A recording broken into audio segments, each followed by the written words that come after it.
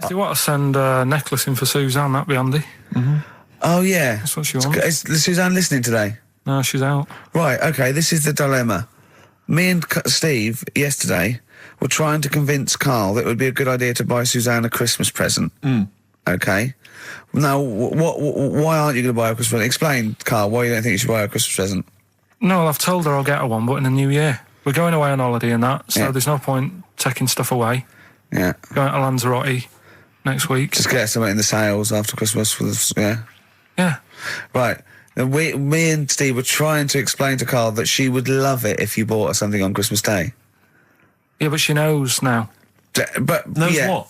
I've told her. So no, well, I'm going to tell you. Do you know, right, this, dear listener, this was Karl's worry.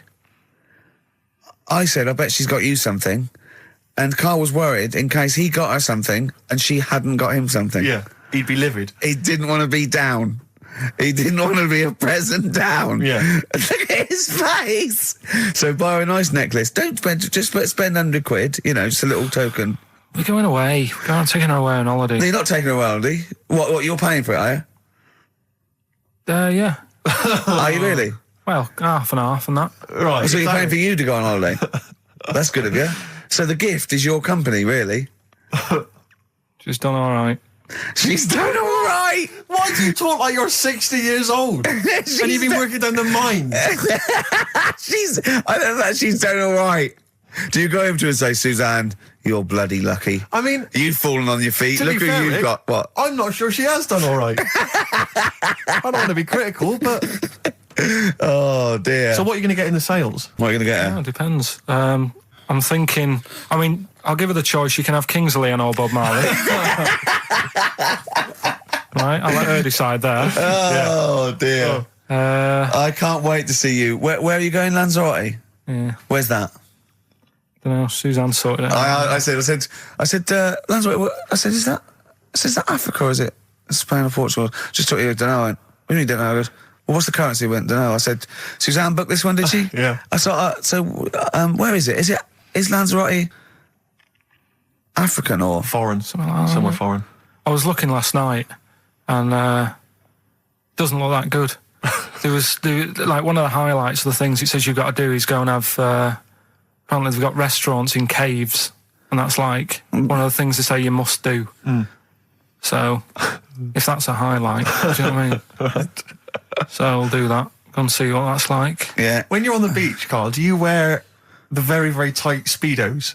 No. Do you walk around with them? Sort of longish shorts, T-shirt on, probably with a sort of a light shirt on top of that. Right, sure. So quite wrapped up then. Covered up. Do you wear a hat? Because obviously the bald head, there's risk of sunburn. No, I just put a bit of lotion on it. Lotion on there. Yeah. Just have a bit of a wander down the beach, have a look. Yeah. See if there's any old blokes with their tackle out and a backpack. I'll have to look forward to, so Yeah. there you go. Yeah. Well, we're looking forward to finding out how you get on. Yeah, I'll let you And know. interested to know what she gives you on Christmas Day. Won't be getting More anything. scintillating chat after this next song. All right, bit of placebo. Yeah, love it. Special needs. Placebo, special needs on XFM 104.9. Email in where Lanzarote is. I don't know if it's Italy or Spain or Europe or maybe Africa. You know, these are the sort of things, these are the reasons I come into it, to at least learn something, innit, Karl? We've stopped educating Ricky, so I've stopped learning, you know. Apparently Lanzarote is one of the Canary Islands. Oh, is it? Although we've also been told it's part of Spain. Right, I don't know yeah. who to believe. I don't know who to believe either. That puts me back, because I knew it was either one of them. Yeah. Yeah, I just, What about it? Pilot knows, doesn't he? Pilot knows where he's going. I thought so, yeah. Doesn't matter then. Right, we're playing Jayhawks. Let's play it. Yeah. Love it. Got bored with that conversation, did you? Long and winding road. I love that, but I don't like the way McCartney sings here. There's just one, he goes, you leave me waiting here. Well, he's always got that slightly affected... But it sounds style, like doesn't it? Richard Burton or something, here. Yeah. But it's only one that does it, but I don't know why. I just think he likes it or wants to go back and change it. Maybe it's like... But having said that, you know, I'm not taking away from the Beatles, one of the best bands ever. Well, yeah, good luck to Brilliant songwriters. Oh, really well. Yeah. We've had a lot of emails, Karl. I don't want to sort of put a dampener on your Christmas, but a lot of people have been slagging off Lanzarote. One of them just said, well, one of them, I don't know if I can find It is Canaria, isn't it? It's Gran. It is one of the Canaries, isn't it? It's a volcanic island covered in volcanic dust. It's very windy, so you have to dig a hole to sit in on the beach, and there's hardly anything to do. That's from Mike Godham, and he says, unless you like quad biking, well, you've seen what happened to... No, don't go quad biking. Not with your little head. There's no protection at all, is there? I don't know what you're thinking. I don't know. At least Rick Mann and Ozzy had lots of hair. Yours would be like Humpty Dumpty. It would crack like a little egg. And then we'd seen, there's no kings or kings horses. So, well, they couldn't do the job anyway. No, they shouldn't really send them. They're not really qualified. Horses not equipped to put send a medical man like Neil Fox in. Yes. To mend but not eggs. Some kind of military horse. I bet he's had egg on his face a few times, hasn't he? What, Foxy? Yeah. Well, most of the series are Pop Idol. Right, Carl. Lanzarote, good or bad? Well, you got to give it a go, haven't you? Yeah, well done. Give everywhere a go. Exactly. That's what I was saying. Don't just take the word for it. I mean, if it had said Nananova, Lanzarote shit, he'd have believed it. Sure. If he'd have overheard it in a pub, Yeah. Lanzarote a crap, he'd have believed it. He'd have seen it on a website that was mainly concerned with monkeys and witches, he'd have believed it. Yeah. As it is. Everybody raves about New York, and when I went there, I thought it was rubbish. Well, you're an idiot then, because that is possibly the greatest city in the world, along with London. Subjective, though. That's why they have holiday programmes and that, innit? So you see it and you decide for yourself and that. Yeah, but you saw Venice on a holiday programme, as you put it. You went there and you went, it was rubbish, full of black bin liners. Well, it is. Right. Didn't they show them? It stunk. Didn't Judith Chalmers say that? It stinks here and there's loads of rubbish everywhere. No, she didn't. Did she mention that? Oh, that's what I mean. So it depends what you want from holiday, doesn't it? Well, yeah. But So... you're an idiot if you don't like New York, so next. Anyway, come on, break up, guys. Kiss and make up. Libertines, Don't Look Back Into the Sun on XFM.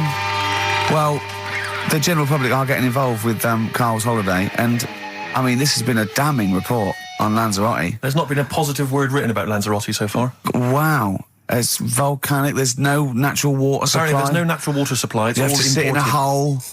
What do you think of this, Carl? What do you think of the people that want you to know that you're going to a rubbish place when you can't change it? What do you think of that? Rubbish though, will it? What do you mean? Be all right. What do you mean it'll be right? Because I'm going to go there thinking, there's no water and that, and there will be water. No, they didn't say there's no water. What did they say then? There's no natural water supply. Whatever. I'm not bothered. It doesn't bother me. All right. I'm going to have a good time and that. What are you going to do? What's your plan to do? Got a book. What book you got? Rich Hall book. I'm just going to read that. So, Brilliant. And the weather's better than here, isn't it? Yeah. So... No Blue Sky, The Thorns. That's beautiful, isn't it? On XFM 104.9. Carl, you're losing your rag a little bit. What's the matter? Nothing, go on. See? What's the matter? No, what's the matter with I've Carl? got something to cheer him up. Someone's emailed in, Emma's emailed in, she said that for those that know, those in the know, they referred to Lanzarote as Lanzagrotte. Brilliant. He's a bit fed up. He's got 2 CDs for Christmas from a company that's he's been with for 6 years. He's a little bit grumpy about having to answer the phones. He wouldn't go and make Steve another cup of tea immediately. Selfish. Yeah. Carl, what are you thinking? Nothing. Go on, what were you doing? Come on, Carl, you're getting paid for this. Project. Out. We'll take one of those CDs away. All right. What were we talking about? Letter to Hermione. David Bowie. Well, we've had the most convincing answer that it's about 290,000 actual words, but possibly 3 million in our vocabulary, using all jargon and scientific stuff and all that. Sure.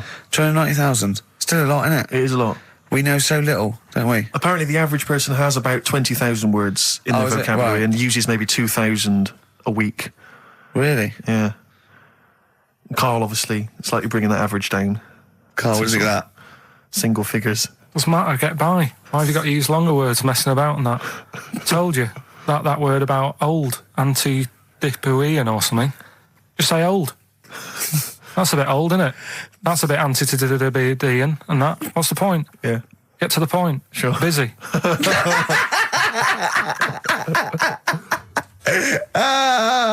Right, okay. Are you in a film this week, Carl? We're doing that now. Yeah, go on. Get it over with. Hang on a minute then. Get it over with. Let's get this show over with. We can go home. You can go off to Lanzarote and sit on some ash. Some charcoal. He's not happy about that. That's annoyed him. The listeners have all ganged up on him. Yeah. XFM giving him 2 CDs. We've had more calls for his resignation this week than ever before. What do you think of that, Carl? What do you mean? There's another reason. Do you know what I mean, though? Because he's grumpy, he's not just giving it, he goes, well, I can't help it, can I? I don't want it. You're being paid well to do a job. People have tuned in to be entertained, to have good songs. Me and Steve are working I'm pressing here. the buttons. I'm paid to press the buttons. That's what I'm doing. Has every CD started on time? Then Yeah. why would they give you Monday off if you just paid to press the buttons? Don't get every other Monday off, do I? So have you stopped doing that now, have you? Well, yeah. Why? Because there's work to do in that. I'm not moaning about it. Let's get on with it. Comfort and Sound by Feeder on XFM 104.9. I'm Ricky Gervais. With me, Stephen Merchant. Hello there. But no Karl Pilkington. No Karl. He's in Lanzarote. Lanzarote, But as we we have speak. got a very, very special stand-in. It's Camfield. Carry on from British Sea Power on XFM 104.9. Not bad at all. Now, listen, we should just point out to people that Carl's away, and we always slag him off because he provides very little. But And he's an idiot. well, exactly, to be fair. But he's obviously off in Lanzarote, and he's forgotten to tell us what the password is for our email, Rick. Idiot. So we can't get into the email. So we're going to have to use Ian's email instead. ian.camfield@xfm.co.uk if you want to get in touch. You're never going to have so many emails, Ian. Really? Yeah, Is that right? you're going to be looking at them all week. It's going to be brilliant for you. You're going to feel really popular. You know what? He described Carl as a bald little mank twat. Nice. Carl was going, brilliant. Is that allowed? Is that all right? Yeah. Bless him. Bald little mank twat is back on the 3rd, isn't he? Well, if there's one thing that magazine's What good was at, he it's suggesting? You accuracy. can't be regionalist. What? Was he suggesting you can't be regionalist? Was that allowed? No, I just think it's a familiarity of, it's just because we call him a bald little mank twat, that a national magazine can say that. Oh, bless his little round head. Wonder what he's doing now. He's sitting in the ash, reading his, reading his Rich Hall book. Yeah, he spent a week when he went to, where was it, St. Lucia? He spent a week, right, throwing sand at crabs. Yeah. I don't think they've even got crabs, have they, over there? No, I don't know nothing. what he's going to do. What is he going to do? Suzanne, what is she going to He's do? going to be whinging. But it's sort of like, Carl must be like, kid, you must like sit him in front of a video while you go and make the dinner or something. Yeah. It must be a nightmare taking a pet. Has she got a little harness for him? To be fair, though, Rick, I mean, I can't imagine you're much better on holiday. I've always wondered what that must be like. Because you always need an audience. You've always got to have someone around that you can perform for, drop your trousers for. Annoy, just generally sing and dance about. And Jane's seen it all. She's bored of you. Yeah. So what, do you just do this to other people on the beach? Holiday makers, it is me. You can't believe your luck, Ricky Gervais. Do you want to be annoyed? Do you want me to annoy you? Yeah, exactly. I can annoy you for 5 minutes. Yeah, Because then I'll get bored Exactly. myself. I'll tell you what, I want some ads, and after that, the fairy tale in New York. Oh. Well, have a lovely Christmas. Have a bloody great Christmas, Have mate. a bloody great Christmas. It's the best of next week. Yep. The best of the last few weeks Yeah. with some tat, you know. Carl's put together. We're Look back in forward to that. January. We're playing some of our favourite songs of the year. I'm looking forward to seeing Pilker's tan and Pilker's pictures from his holiday. covered in ash from the beach. Yeah. And we're back on the 3rd, I believe. But Ian, do you want to introduce one? This is Ian's choice for the day. Yeah. We'll see you next week in spirit, and then we're back on the 3rd with Pilkers. Over to you, Kampf. Enough of Jonah Louis. This is Paul Di'Anno, ex of Iron Maiden, doing Santa Claus is Coming to Town. Kings of Leon, California Waiting. Steve, the public have been waiting for us to return. That's true enough. All right? Yeah. They had the best of Oh, I bet last that week. was a joy. They had Camfield and us without Carl the week before. But it's been a while since we've all been together. I'm Ricky Gervais. With me is Steve Merchant. And over there, with his little sunburnedy, baldy head, little Karl Pilkington. Hey. All right? Yeah. That wasn't Steve slapping me head then, by the way. No, that was just him clapping, like Steve Wright in the afternoon. It's a great show. Because he's so... It is a good show. Yeah. He's so pleased that we're a posse. Yeah. And we're all back together. 3 holidays Carl's had this year. Last year. Yeah. I'd love to have 3 holidays. You've got to start putting the work I in had there. 2 holidays No, then. you had 3 holidays. You went away with Suzanne and her parents. Yeah, well, that doesn't count. It does count. If you book 2 weeks off the firm and you go away and you go, how was your holiday go? Well, it didn't really count. It wasn't a really good holiday. Can I have them days back, please? My New Year's resolution is to be nicer to you. But Well talk done, you've sense. already broken that. No, but talk sense. Talk sense. You've had 3 holidays this year. And I'm just saying, you're in your 30s now, and 30s is when you should be really putting the work in. That's true enough. To reap the benefits in your 40s, 50s, 60s, 70s, 80s, 90s, and 100. Carl, what's your New Year resolution? What about think before you speak? It's worth. I mean, See, I'm consider it. allowed to laugh. I'm allowed to laugh at things other people say, Carl. That one, that is a good suggestion. How was your holiday, Carl? It was all right. Right, brilliant. But that I don't see on the ratio of good to bad in Carl's mind. That might be amazing because we never It might hear be him amazing, sing the mightn't praises it? of anything. I'll tell you what, can we have, a cracking little tune and then come back and hear about Carl's holiday? I'd love to do that, Let's really. keep it tight. Love to Tear Us Apart by Joy Division. Now, I can't put my finger on it, but that doesn't sound like the original. And it's No. off a compilation. It sounded a bit fast. I think the vocal was slightly different. If anyone can, put me out of misery, I think it might be in a session of the time or something. Carl, is it a New Year resolution for you? Another one. Maybe when we ask you to get a song, get the original single version. I could be and wrong, not some but- obscure but- session. Yeah, it does seem different, doesn't it? Very odd. Yeah. Yeah. Maybe we just remember it wrongly. But anyway, that's XFM for you. 104.9, I'm Ricky Gervais with me, Steve Merchant. Karl Pilkington. Carl, you went to Lanzarote. Yeah. People said don't go to Lanzarote. They told you it was Lanzarote. They told you, were they right or They wrong? were right, yeah. Really? Yeah, it's a bit ropey, yeah. Is it why? Just out there. If it wasn't for the volcano they had, it'd been knackered. That's their big draw, is it? That's it, basically. That's all they've got going for them. When you landed, was it really hot? Were you quite excited? You were thinking this is It was okay? warm. It's we can't complain about the weather. The weather was all right. Sure.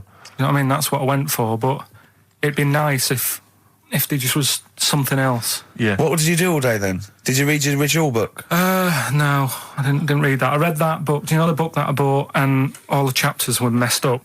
Oh, yeah. I bought a better version of that All right. and I read that. Excellent. And then, Did it make more sense in order? yeah, a lot easier to follow. Yeah. And then we went and had a look at the volcanoes and that. They've got 36 of them to look at. How many did you look at before you realised that pretty much, you've seen one volcano, you've seen them all? Probably about 6 or 7. Really? And then when you got to the 8th, you thought, no, I know what this is going to be, Suzanne. This is going to be like a mountain with a hole in the top. Yeah. Really? But it happened years ago as well. It's like, just keep a couple, fill the rest in, tidy it up. Fill the rest in! Yeah, no, Well, yeah. getting some builders. No, seriously though. Okay, Or a 4 death million trap. tons of concrete, please. They're an absolute death trap. Yeah, what? Yeah. What do you mean fill them in? Do you know what a volcano is? It's just a hole, isn't it? That's happened Well, it's more than the happened back hole. It's in- more a portal to the magma in the centre of the earth. back in 1730. It happened, and they still haven't sorted it out. Well, when you say it happened, volcanoes were made a lot longer ago than 1730. No, but the one that did Lanzarote in, Right. sort it out. What would you suggest? How tidy can they up. fill it in? It's joined. It's all joined. No, but what I'm And saying is, it was the a- big it was- plates of the earth are all joined. It All was the a disaster, magma's wasn't it? joined. With the trade centre thing, that happened. They cleaned it up, sorted it out. They've moved on. That's what I'm saying. Whereas Lanzarote have just gone, leave it. It happened back in 1730. You misunderstand me. How, in the name of God, can you fill in a volcano? You ignorant twit. No, but it's not just the holes. They've actually left the lava everywhere. That's what I mean. It's not just the big holes. There's lava everywhere. But it's molten rock. They can't just pick it up like they're like a carpet. Put it in the holes. The holes are there ready. Just push it all in. That's what I'm saying.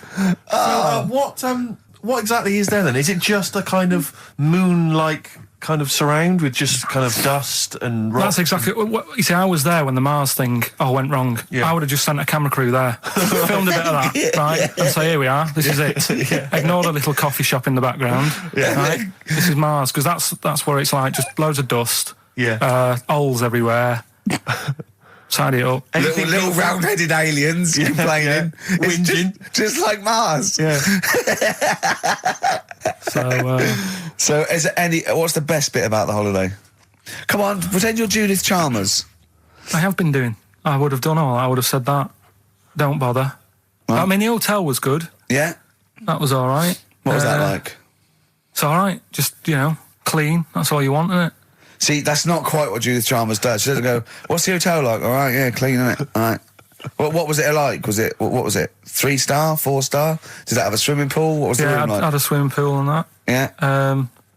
Yeah, it's good. If you know, I think it was one of the better ones on the island. Okay. Nightlife? Wasn't really. And there was a bar. There was some bands playing. Yeah. Not very good. Food got a bit boring. Yeah. It was always the same food every night, but they sort of themed it and made out as if it was different. So, like, on Mexican night, it'd be chicken with a nacho on it. Right. And Chinese night, sort of chicken with a little prawn cracker on it and stuff. Sure. But that got a bit boring. That's me just turning on my phone because I want to read to you a text that I got from Karl. I think you sort of sum up the holiday in this text, don't you? Do you remember I it? can't remember. Let's have a look. Let's have a little look. Let's go Instantly, through what it. did Suzanne, your girlfriend, make of it? Similar view to you? That they should fill in the holes? Yeah, it's just that thing. You see, I went on a coach trip, right? And you go and see the volcanoes. Like I say, there's 36 of them. Yeah. Which, you know, how many do you need? And when we're on the coach going round all these volcanoes, the fella on the front's going and look out your left window at the moment, and there's a volcano. And if you quickly look out at the right-hand side there's another one. Right. And on the left, he's just like, all right, we've seen it. Sure. Do you know what I mean? Yeah. And that trip, I mean, we'll talk about that trip in a bit. Right, this is the text I got from Karl, right? All right. Been up to a volcano. Been in some dead artist's house who built his house in the lava. They said they would show me science with volcanoes, but all they did was chuck some water in a hole and it shot up in the air. No dwarves in the canteen, no scousers here, but there is a Swede woman with a big head. She looks effing gormless with a cap on. All right? So a little reference there to... A Swede woman? What's that mean? Do you mean Swedish? Yeah. Or she looked like a vegetable? No, the Swedish woman. But they've all got sort of quite big bill, aren't they? And I sent him a text. Oh, well, it's just good to be on holiday because, you know, I'm working. He sent back, so am I. Just been watching Sky News. There is a school for monkeys who want to get a band together. Is that monkey news for later?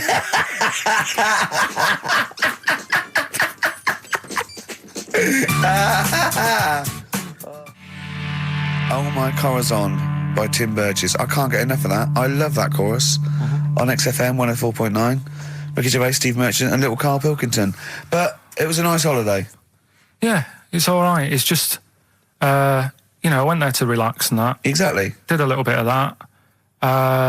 Trying to think of some new, you know, features and stuff. Sure, always working. 3 holidays a year, Jesus. Oh, well, not really 3. Oh, 2. It's all but, holidays, really. one big sort of like work thing to 2. me and Steve. 2 holidays, isn't it? Work hard, you need the holidays. So, yeah, the things that annoyed me was like, you get bored sat around the pool after a couple of days. I'd read my book. Yeah. You know, there wasn't much going on the Not even any complex. crabs to throw sand at, was No there? crabs or anything. They wouldn't bother with Lanzarote, right? So decided to go on a little trip. That's when I saw the volcanoes and that, 36 of them. So we go on the trip, and the thing that annoys me, it does happen every holiday that you go on. If you go on a sort of a package thing, they have these trips, right? And you pay about 40-odd quid, and they give you some wine, so it make it feel like you're getting your money's worth. But How many of these trips have you been on then? Loads. Probably about 12. Phew, more holidays than I've had. Go on. Yeah, So go anyway, on. so you're on the coach, right? And they take you for the volcanoes. They took us in the middle of nowhere. Yeah. Right. There's nothing else round there. Sure. It's like I say, it's like Mars, but with holes in the ground. Yeah. Right.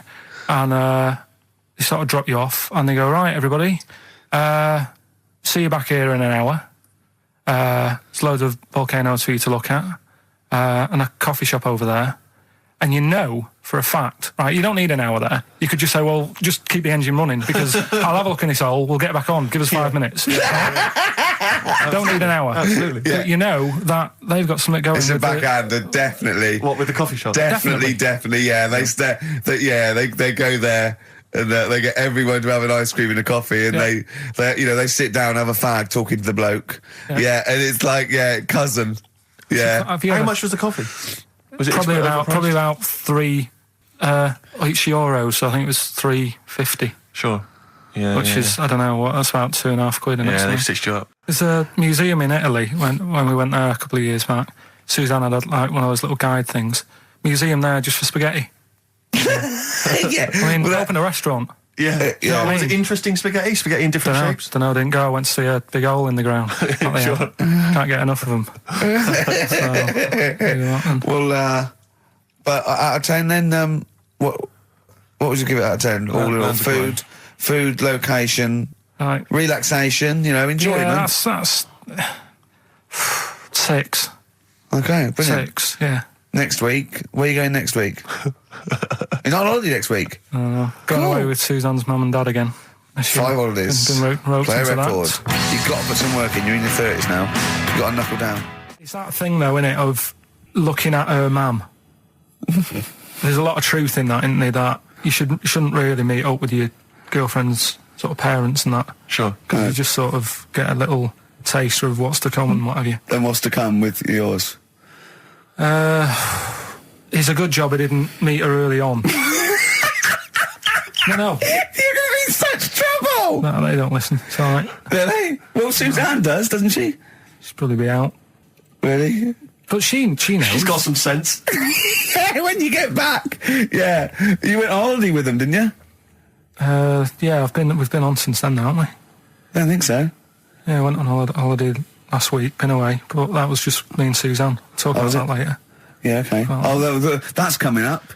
We noticed today how much he's simian, isn't he? It's very strange, actually. We maybe should try and get a picture on the website because Karl's arms are particularly chimp-like. It's They really are, because he's got that he's got long downy hair. It's and not the like, long extended knuckles. Yeah, and his totally round face that sort of the chin goes back and the dome of his cranium. I think, quite seriously, I know we sort of share about 98.5% of our genetic material with bonobos and chimpanzees, but I think he's got a little bit more. Yeah. I honestly think he's a little bit of a throwback. Just his line, they just kept to this sort of really the ugliest one in the cave and the tree, and he really didn't come out of it. I'm not saying you are, I don't think you are. Yeah, you're chimp-like. No, it does annoy me.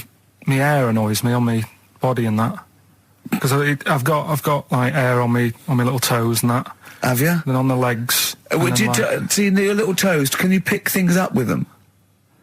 I've tried. Okay. Well, that's the finale of this week's show.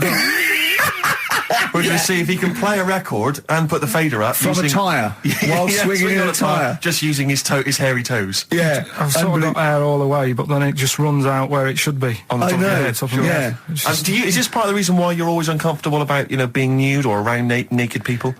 Is that partly the reason, do you think, because you look so grotesque?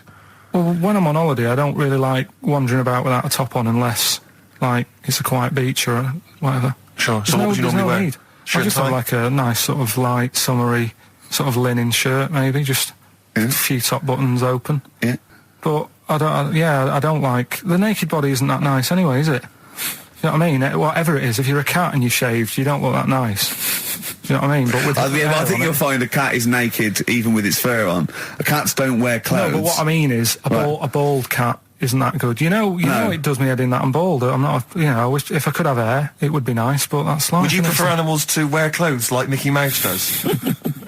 Or Goofy? You know that I don't like nudist and all that. We'd love to. You can ask him all the other questions because Carl, as I said last week, he doesn't feel his own testicles because he doesn't like the feel. Yeah. So I'd like a doctor to explain to him how necessary that is. And this is truthful as well. I've got very slight pain around the genital area at the moment, and I think it might be some kind of groin strain, but I'm a little bit anxious, not entirely sure Yeah, what it is. you've been with me twice when I've gone along to get them checked. Yeah. And I go, oh, what's that? Yeah. It's terrible. I mean, but it's usually I think you're in a pretty low risk, aren't you? I'd hope so. You're coming out of the 20s. I think testicular sort of. I shouldn't be doing this. I'm not qualified. All they said was to me sort of like it's 20s and 50s. We're in. Mine sort of felt like they dropped a bit the other week when I was on holiday. I don't know if that's like when you're relaxing or I was wearing shorts a lot. How far? If it's 2 foot, it's too far. I was having problems walking. What do you mean? Why? No, it was just a bit, I had shorts on all day, I'm happy, I'm walking about on the beach, what have you. And then at the night, when I put some long trousers on, I was sort of walking like a rickets. They probably like stretch a little bit. Sometimes, I told you when I was about 18, I was scared. I went to the doctor. I felt a pain, right? And because I was doing biology, I thought I'd show off this doctor. I said, I've got a pain. I think it feels like it starts in the epididymis and goes up through the urethra either. And he went, finger up the arse. He said, your jeans are too tight. They're squashing your balls. So we want a doctor like that. So what's the phone number again? It's 0871 222 1049. A qualified What do you doctor. mean your balls dropped, though? We've got to come back to this. I don't know, they just felt like, it's not too bad at the moment. I was alright on the way in, but it was just... I feel twinges all the time, but you never know whether it's just because they're no, but they felt like they weren't my own. Do you know what I mean? They sort of felt a bit like these are... There wasn't a bloke standing really close to you, was there? And You didn't get them mixed up, did you, on the way back? On the flight back? Someone else has got... Well, take a leaf out of nudist books. They just walk round, they've got nothing on it. it. About nudists. Why? Well, let's play this ad break and that. And Have you had another encounter? if we've got time, I'll tell you about it. Have you really? Oh. XFM. Now, Carl, you haven't told us about your holiday yet. You were meant to do it last week and you didn't. You started telling us, but we didn't have time because we had to do monkey news about a monkey who was a director who cared about lighting and stuff. Is there more monkey news this week? Is it as... okay. Is it real monkey news? Did it happen, or is it mostly embellishment in your round little head? It's proper stuff. Yeah. Okay. Good. Proper So stuff. holiday. Where did you go on holiday? Sardinia. Good. Yeah, it's all right. Yeah. Nice food and that. It's important, isn't it? Yeah. And nice beaches and what have you. Excellent. Always like a nice long beach to walk down. Yeah. But so we're having a nice walk, right? You know how nudists do me head in. Sure. Right. Not a problem though, is it? It's not like being scared of spiders where they might jump out under the kitchen sink at you. You know what I mean? It's not a big problem having your head done in by nudists. Yeah, but it just annoys me. It sort of ruins the day a little bit because it makes me feel uncomfortable. Right. Take your clothes off if you feel uncomfortable. It's much more relaxing. Yeah, but well, anyway, right. So I'm walking along the beach, right? Lovely long beach, what have you? You know, watching the sea, picking up shells and that. And what are you wearing? What's your natural beach club? When he says picking up shells, I imagine he's on all fours going, Yeah. like that, you know what I mean, looking at things. Just like washing his nuts in the sea to get them tasty. Yeah, going into the sea and then kind of shaking himself and all the water flows off. Yeah. I've just got, you know, flip-flops on, pair of shorts, Some and bit like noisy flip-flops. a little light shirt. Sure. So anyway, walking along, and Suzanne goes, "Oh look," right? And there's this woman, German, I think, coming out of the. How can you tell she was German? Underarm hair. I'll get to it. Forget Okay. the underarm hair. She came out. It looked like she was smuggling seaweed. I'm gonna burst! I'm going to burst! Oh God! And the funny thing is, right? Smuggling seaweed! Oh God! She was a bit hairy down there, was she? Mental. I felt bad because I hadn't had a shave for 2 days, right? Looked at her, it was ridiculous. She might as well have kept her trunks on. It was just like she was wearing furry trunks, right? So anyway, so I'm walking along. So, Yeah, go on then. so Suzanne's like, "Oh, look," and I'm like, "Oh, not again," you know, because every time we go away, there always seems to be one of these. Is she by herself, this woman? Well, the weird thing was, she was with her husband, right? Yeah. But he had shorts on. He was Yeah. happy, right? But every time, like, because I walked past her and he sort of ran off because he's embarrassed. Do you know what I mean? There's nothing normal about it. What can he do? He can't go, "All right, mate," because he knows it's odd, right? How old was he? Sorry, how old was she? It's hard to tell when someone hasn't got clothes on. Do you know what I mean? They always look older, don't they, when they haven't got clothes on anyway. But I'd say she was about 40, 41. Okay, right. So I walked past, and the annoying thing is, she got there on a bike, right? No clothes on, little pair of boots next to the bike. So if you can wear boots, just pop some shorts on. You know what I mean? That takes more effort for me, putting boots on. But put the shorts on, right? Right. So anyway, so the husband kept running off. I walked past, and I'm getting annoyed because I'm saying, well, we've got to walk past them again on the way back. There's I no like other the way. fact that they're scuttling away when Carl walks past. Like when you lift up a bit of sort of iron sheeting in the woods and loads of mice run away. Yeah. It's like whenever Carl goes, that nudists run away. Yeah. Oh, right, okay. So we sort of come walking back and what have you, and you know, I have another look and what have you, and he runs off again. Why are you another look if it offends you so much? Oh, you might as well just have a look. You know what I mean? If she's putting it on show and what have you. But the interesting thing was, I just wondered whether the husband. If the husband would have knew, you'd looked at his tackle. Because remember when you went to see those two strippers and it was a woman and man and they whipped their shorts off, you said you looked at his tackle first. I think any bloke would. Wow. You would. You just check it out. It's natural, isn't it? You just go, oh, right. Go So on it then. is normal or whatever. Because you don't know if you know what I mean? You don't know if what you've got's right until you see someone else's. No, do you know what I mean? Yeah. Go But on. anyway, so, but he got us talking because I was, then, as soon as I saw her, sort of, day's been ruined a bit, so I'm walking up the beach. It's been ruined! Walking up the beach with Suzanne going, how does it happen? Do you know what I mean? Why do people do this? What fun are they getting out of it and what have you? And, I just was thinking, is there any chance that that fella, right, didn't even know that she was a nudist until they went away? Do you know what I mean? Because I Yeah. said to Suzanne, if I met Suzanne, it's like we're getting on, yeah, everything's fine. Yeah. And then you go off on holiday and you go, you haven't got much luggage. And she's like, no, it's fine, this is plenty. And I'm thinking, that's weird. And then we go down the beach and she whips her knickers off. I'd be annoyed, but there's nothing I could do. Do you know what I mean? Sure. So I'm just wondering whether that's what happened to this fella. Every time someone came walking up, he was like, oh, God, this is embarrassing. And he Yeah. kept nipping off, Yeah. finding something else to do. Look at some shells. So I'm wondering, Rick, if at some point, maybe today or in future shows, we should get a nudist, you know, one of those official nudist spokespeople, you know, because all these nudist organisations, get them on the phone, justify themselves to Carl, because, you know, in his mind, they are, what would you say, weirdos, freaks?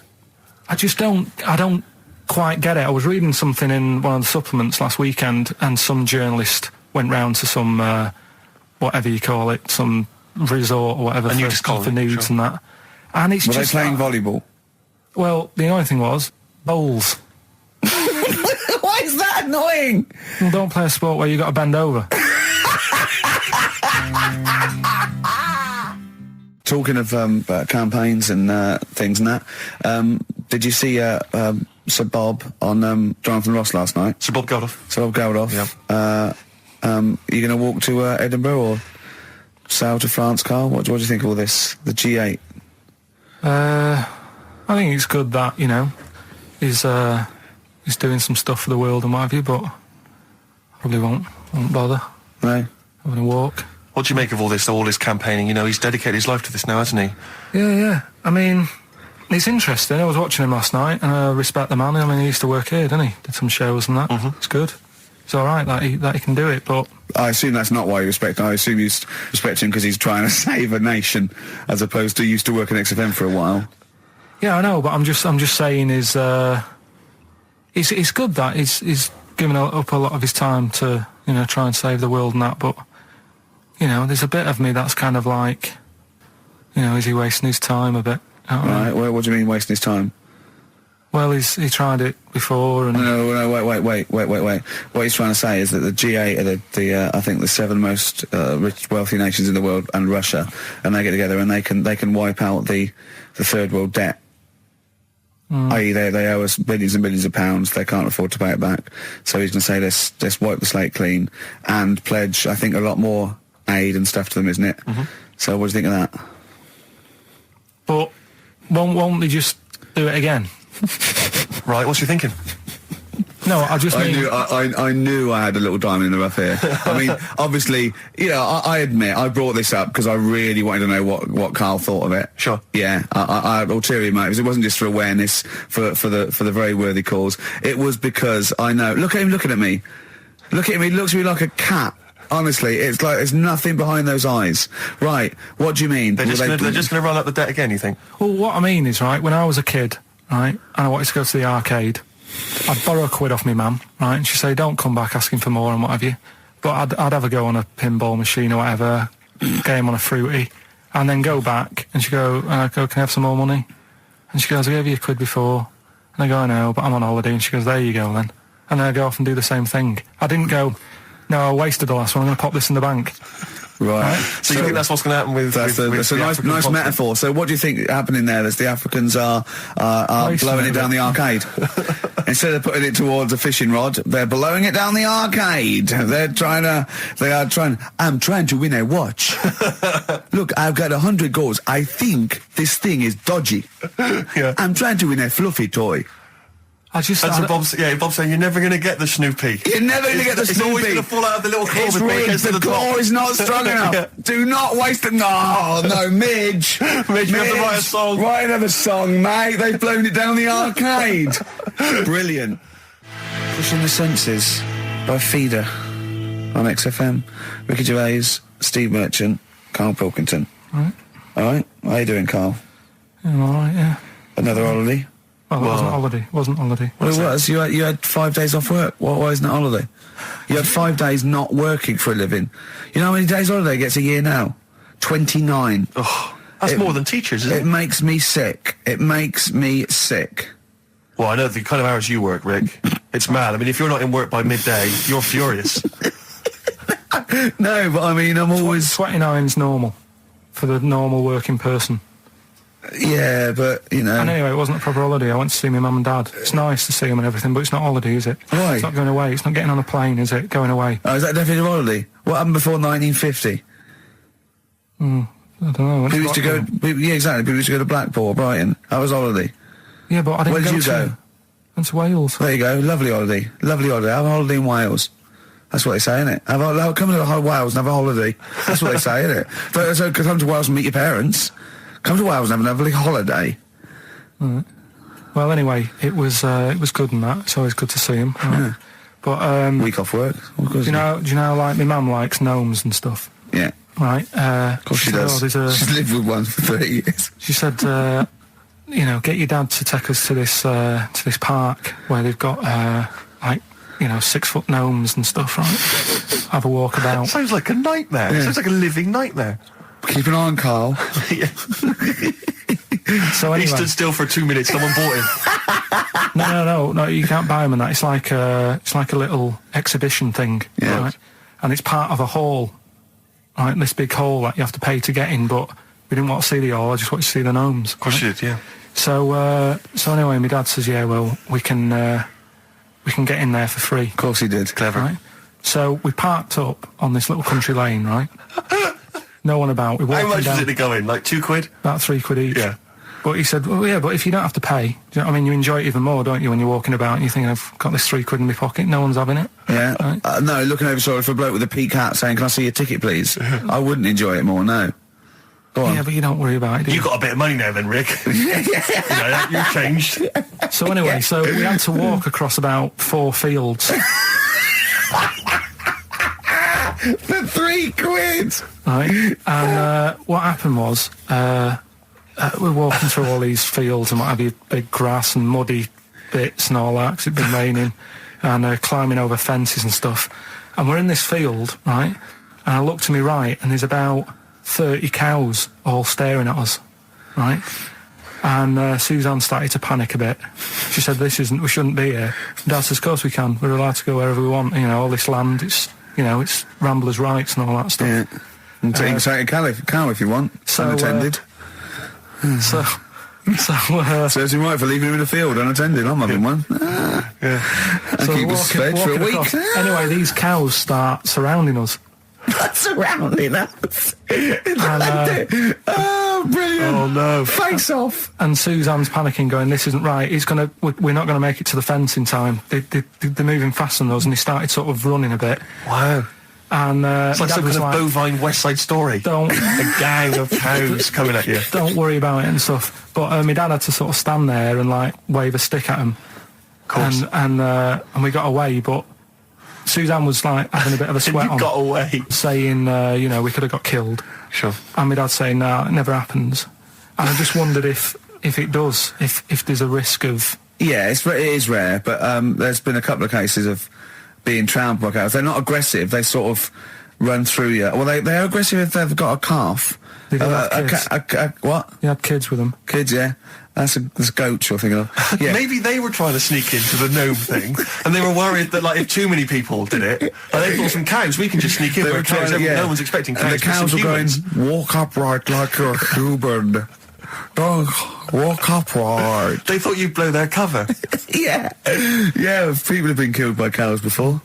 Yeah, that was like the highlight, and then So when you arrived there, you were presumably covered in mud, looking like something that had just come from Glastonbury, staggering around this it exhibition. wasn't that bad. It was just like a woods, and it had like a funny sort of funeral, like a graveyard thing, Right. with bodies sort of hanging out the ground and that, and we had What? these 6-foot gnomes, Right. and then we just set off again, walked back. But we You didn't sure have to this go wasn't to a the field. dream? No, it was good.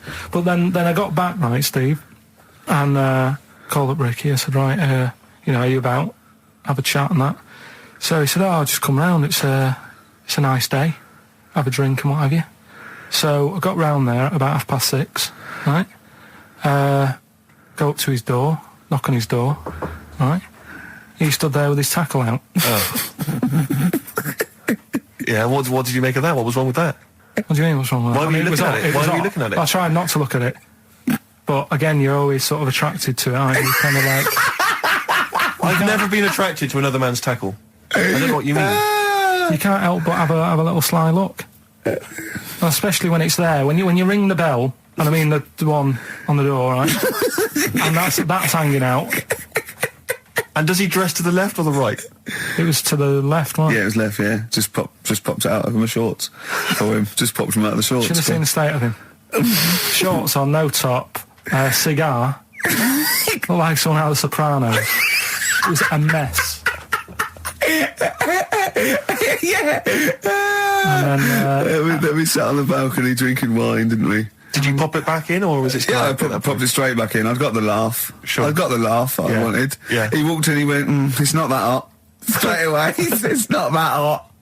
Oh, brilliant. And then, was that knob news, or is there more? no, it's got more knob news. That's just a on there. taster. Just a taster. Listen, let's play some average. Let's play some great music, and maybe we should have some early knob news. Early knob news coming up. XFM 104.9. Lovely, that one. Now, again, I broke the rules in the week. I met up with Karl. I had lunch with him. And we were chatting and having a cup of tea. And it got onto one of Karl's favourite programmes, was the Tales of the Unexpected. Ah, of course. And all I can think is that he's probably the only person in Britain where they were unexpected. I mean, to him, when that twist came in, he'd go, gee, I can't... Yeah.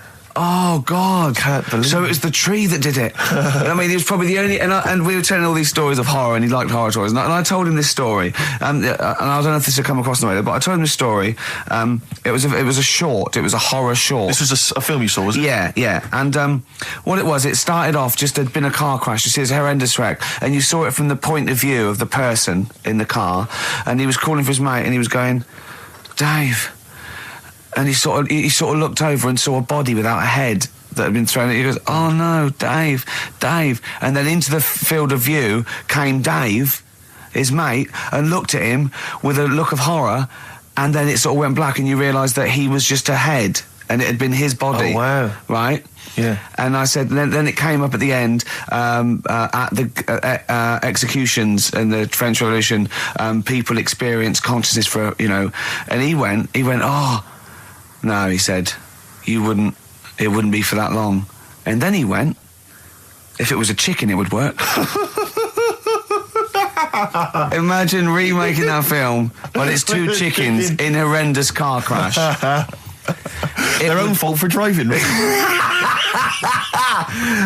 It would work. No, he wasn't having that. Yeah. No, it was too long. I think he said, how long was this film? I went, oh, no, 5 minutes. He went, no.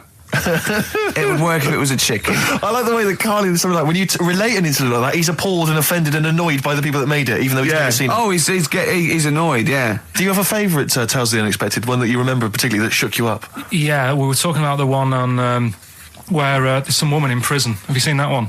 No, I can't remember them all. Right. This woman's in prison. Yeah. And she gets a bit friendly with the guy who takes the dead bodies out. Right. And he said, I can get you out of here.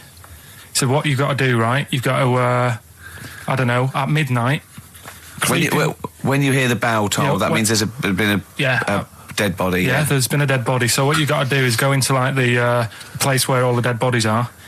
Get in the first coffin on the right, and then I'll come along and carry you out, and you can run away and escape. Yeah. Right. So she goes, yeah, all right then. So she hears the bell go. I'll bury you, right? And then I'll come back later and dig you up. Right. Yeah, but that's the that point. It doesn't matter. It does matter. Trust me, Carl. It All right, really then, matters. okay. Listen, I don't know if I'm going to ruin this for people at home. Yeah. Can I just skip to the end? I would imagine that she gets buried and he doesn't come back, and she has to get buried alive. Better than Yeah. that. So she gets in the coffin, and she's lying there for ages. She's and buried. She can feel a bit of movement going on, so she's obviously, being carried somewhere. So she's thinking, this is it, I'm getting out. And she's lying there for ages and thinking, why isn't someone coming and lifting the lid off this? Do you know what I mean? Letting me get out. So she's really bored. She gets a lighter out, right? Lights it to have a look at who she's lying on. It's only the fella who said he'd help escape. Oh, How bad is that? that is... How bad is that? So it is quite important that she's buried alive, then, isn't it? In retrospect, you realise that the jeopardy is that she's buried alive and can't get out. Yeah. Yeah. It makes it so much worse, doesn't it, than just like lying in the morgue and going, actually, I'm getting out of here. Yeah. This isn't going to work. Look at Carl's face. Having told that, he's so pleased. His face is lit up. He's beaming like a child. Have you seen any? Is that your favourite horror thing ever? What was that one you told me about with the porn?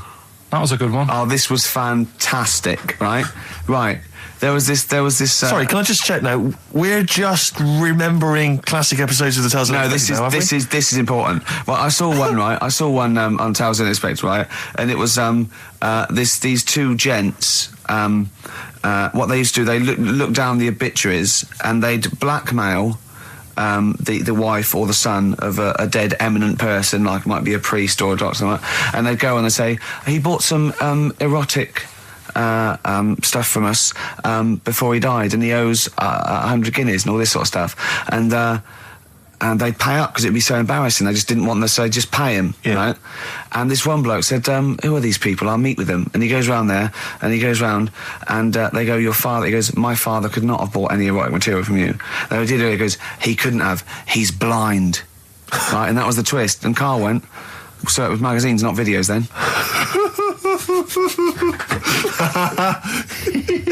Yeah. Now think about it, Steve. Is that so stupid? Well, presumably it was set in olden times because people, professional pornographers don't tend to call it, erotic material. Yeah. They tend to call it, juicy jugs or whatever. But more than that, I don't understand how a video is going to be any use to a blind person either. I know that you can hear the sound, Carl. Look at him nodding like he's caught me out. Yeah, what sound will you hear? Do. Your meter needs looking at? Yes. Cut. What's then? What's that? Then it's just noises, isn't Occasional it? groans. Yeah. Right. You could listen through the wall at your neighbours. He does. I mean, that's why I save a lot of money. But I thought you were going to point out, Carl, that they could have had a Braille porno. Now, have you thought of that? Look, feel the lumps on that. Exactly. Think about it, Carl. Think about it. You're excited now. Yeah. Your girlfriend's away, Carl. Yeah, the cheese grate is only under the cupboard. No, she's a good-looking lady. What do you make of the first genetically modified baby? Oh. Are you worried about this? Do you know what did they do? What? Let me see what it says here. Well, isn't it just choosing the eye colour? Well, this is the concern, isn't it? That in the future you'll be able to decide whether it's a boy or a girl, how intelligent it is, what it looks like, is it handsome, is it ugly? Obviously, no one will choose an ugly baby, and so on and so on and so on. And so it means that where will it lead? Where will it end, Carl? Are you concerned? I've thought about this a lot. What will us three look like in the future if they're being, genetically modified beautiful people? What will we be like? How will we be considered in society? True, yeah. But we've talked about this before, haven't we? About the cloning thing. Yeah. That's a bit weird. Yeah. But I don't think it matters, because at the end of the day, right, you might look like some other kid, but it's the way you're brought up that will change your features and the way you are, your personality. If you lie, you get a long nose, don't you? Well, no, but listen, right, because I remember when we, I was growing up on this estate. This is going to be good. Go on. No, it's not. It's just an example of how this doesn't work. Go on. So we don't need to worry, sort of thing. Sure. Right? Okay. So I'm growing up on this estate, and there was this woman about 4 houses down, right, who's a bit rough. All right. Didn't fancy her. Oh God, no. right? But she had a Why? baby. Well, tell me about her first. I'm interested in this woman. Why was she? It was a very... like being a man in a I dress. mean, I didn't grow up in a posh house or anything. And I'm not saying that if you live in a bit of a rough house, you're a bad person. What does she look like? But anyone can Tattoos? clean up. Look like Tony Green with a fag on. They didn't clean up much, right? Oh. Which, even if you've not got a lot of money, you can still try and make Get a some place look jiff. nice. Yeah. Right? But she didn't. And a kid used to take a horse into the house. Sorry. Whoa, Yeah. Whoa, Neddy. What do you mean a kid used to take a horse into the house? Where did he believe get it, a right? horse? Must have nicked it from somewhere. Must have gone. You seen a horse in it? No. What, is that from outside the saloon round the corner? Yeah, was it just tied up with a bit of leather? Right? And, Oh, that's great. I'd Did been Big out. Jake come looking for it? I'd been out. Oh. Sorry, let me get this. This was before the lynching stopped or after. Where did he get a horse from? What do you mean he must have nicked it? His mum said, where'd you get that from? I bought it. All right then, but keep it out of the kitchen. I don't want you going Catlin rustling. Where did he get a horse from, Carl? And how long did he have it for? Was he leading it or riding it? Mum, open the door, I can't stop. I can't stop it. Open the patio door as well. Looks like we got us a runaway. What do you mean? I don't know, but the thing is, they couldn't afford to buy one because they're not cheap. So I'm just guessing. Maybe that's wrong of me. But I think... He had a horse? Yeah, right. So That's why the family didn't have any money. They'd spend it on the horse. No, I don't Exactly. think, that's what I'm saying. I don't think they would have bought it. So anyway... Yeah, it's wise to whisper, Carl, in case they're listening. Yeah. And They it's could be in the room next It's door. not buying it, it's keeping it as well. Oh, so I was like in the car with my dad coming into the avenue, and you used to have to drive down it to turn round and, and you know, sort of go back to our house. You had the traditional method of transport. Yeah. And the horse was in the lounge, Reading a paper. just like walking around. Oh, God! What? And when I was doing, I tried to earn myself some money once by flogging little flowers in plastic cups. What? This is And I went- genius. It just keeps coming. What do you mean you're trying to flog little flowers? What do you mean? Wait. Let's play a record. Let's play a record and come back to this. Wait a Because minute, the story's wait a going to minute. just unravel and unravel. It's going to go on for hours. Let's It play a gets track, deeper Carl. and deeper. It's like come an on, Carl. onion, isn't it? We've created a whole world here where there's a man living with a horse. Just walking around the lounge. I come from the West Country. I've never heard anything like that. I just think of a big sort of like orange carpet and it's got a rediffusion telly and this horse going, I'm fed up in here. Exactly. This is really... I am not taking the rubbish out again. Yeah. Right, play a record. Let's have Velvet Underground. We've got that lined up. Oh, yeah, the God. classic from the first album. I'm waiting for the man. Let's come back to the horse in a second. Little flowers in pots. What do you mean? From that classic first album, Velvet Underground and Nico, which apparently peaked at a disappointing 171 in the US charts. Think of that. And that's obviously Lou Reed, the Velvet Underground, and Waiting for the Man. Yeah, great track. So we were talking, we were doing White Van Man, and we got onto... We got on to genetically modified babies, but and then somehow... Carl started telling a story about someone with a horse, and then he got on to... He was trying to make money selling flowers. Just do the flowers briefly. Well, hang on, I just want to recap slightly. So there was a family, and who had the horse in the family? It was... Because you lived on an estate in Manchester. So didn't you? the mother was a right pig, apparently. I don't know whether that's you relevant. don't need to go that far. But what go I'm on. trying to do is like make a picture for you so you understand. What did she What a look picture like? it Who is. did she look like? Bit of a, and no disrespect to her, bit like Pauline Quirk. Quirky, yeah. Right? Okay, I knew you were going to say that. Yeah. I knew it was going to be Pauline. Did she have any tats? Did she have any tattoos? I've never got that close to it. Okay, all right. So who had the horse? Was this her son or her No, husband? her daughter. Her daughter had stolen a horse. Yeah, from I don't know where. There was I think it was some stables down the road or something. And they kept the horse in the house with They them. kept it in the house. Did But they didn't get have caught? it for long. No. Sorry, and you said you were in the house one day and you saw the horse No, in what there. happened was I was they did this thing at school about raising money for charity, right? For some local charity. And they said you can do anything to raise money, and they came out with all these ideas and I thought, that's good. What was the charity? Well, I don't know, I thought forget the charity. Yeah, that's I'm just a good charity money making here. idea. So- You're a charity. So so I asked my mum for some, because she used to have a lot of flowers around the house. Sure. I said, can I just take some snippings off them? And I'll go and buy some plastic cups. And got some soil out of the garden, planted the bits of plants in them. Yeah. Got a tray.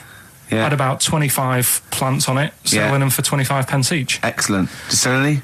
Yeah, so loads. Did you just cut? You didn't just cut them and stick them in the Yeah, soil. they wouldn't have survived. Oh. But I think people sort of thought, well, good on him for trying. But anyway, so I went round to theirs because I thought their house could do with a bit of colour and stuff. Yeah. So it's a bit rough. So as I went... The horse went, thank God for that breakfast. They've been feeding me kitty cat. So I got up to the door and they opened the door and it was one of them houses where no carpet. Yeah, a horse in the living room. You know. We've all been there. And the horse was walking around the living room. Oh. I looked quite happy and everything because I always say that about animals. Black Beauty right? was on. Yeah. Well, think about it, right? If you were a horse, where would you rather be? In a little wooden hut with a load of hay, or in like a house with a Central heating. 3-piece suite and a telly and that? Telling you that. No, but I was saying this the other day. And an Atari. Right? I was walking through London. Commodore 64, Yeah. rubbish. Exactly. Walking through London with Suzanne, right? Yeah. And you know, like homeless people always have dogs. And Yeah. she said, "Oh, I hope she looks after it." I said, that dog is happier than most dogs, Right. Because people always walk past and give it a pat on the head. Yeah. It's with its owner all the time. Yeah. It's out in the open. It's not locked up in a house. Yeah. It doesn't You know what I eat, mean? but other than that... No, it does eat though. They're always all right. So that's what I was saying. I think this horse was doing all right for itself. Do you know what I mean? Well, not many horses have got their own house. Exactly. For a start, yeah. But anyway, that's That's what by we the were talking by. about. Yeah. So anyway, this family, who's a bit. What we were talking about, it was about cloning. Genetically modified kids and all that stuff, yeah. Right. Now, what I'm saying is, you could say, you know, right, Steve, you could have a baby, right? And Ricky could see it and say, God, I want one that looks like that. Yeah. Right? It could happen, Rick. So Come on, work with him. So you take it to the doctors, and I don't know what they do. They inject it with something or whatever. Yep, that's how it's done. Yeah. And get a little baby, and there it is. It looks the same. Now the thing is, you separate. You both go off and do your own things. Yep. Right. Now, you look at Stephen. You look after your baby. Yeah. You treat it well. You give it good food and I'm a that, good dad. all the vitamins and stuff. Yeah. Ricky just gives it cheese. Right. So then it changes its looks. It goes a bit fat. You know, it gets tired easily and that sort of thing. Now, when this family, Why am I just feeding a baby cheese? right? This family who had a horse in their house.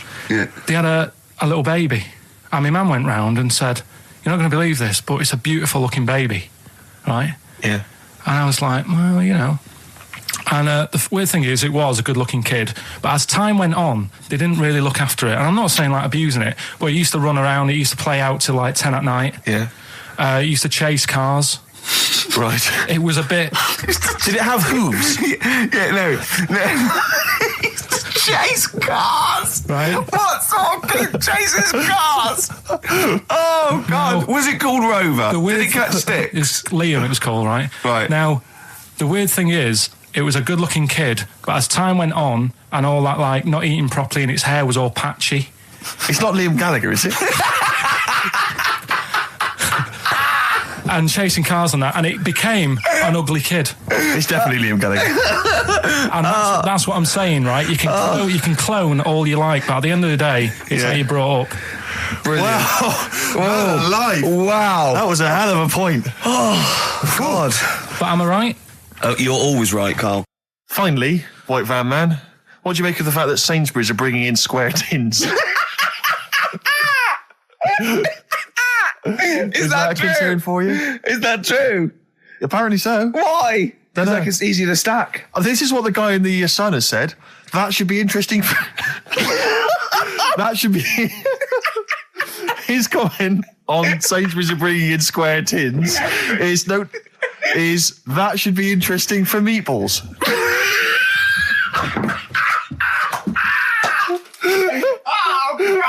Ricky's just collapsed on the floor. Let's just play a song, Carl. I don't think even you can top that.